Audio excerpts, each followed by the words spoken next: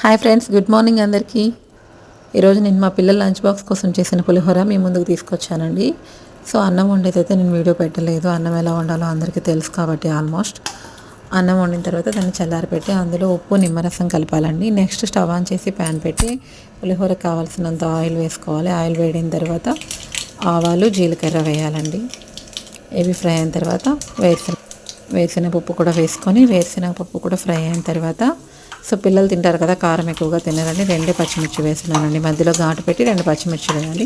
అవి ఫ్రై అయిన తర్వాత కరివేపాకు కొత్తిమీర కూడా వేసేసి ఇవి ఫ్రై అయిన తర్వాత పసుపు వేసుకోవాలండి. పసుపు కూడా వేసి స్టవ్ ఆఫ్ చేసి ముందుగా మనం కలిపెట్టుకున్న అన్నంలోకి ఈ పోపు వేసేసేయాలి.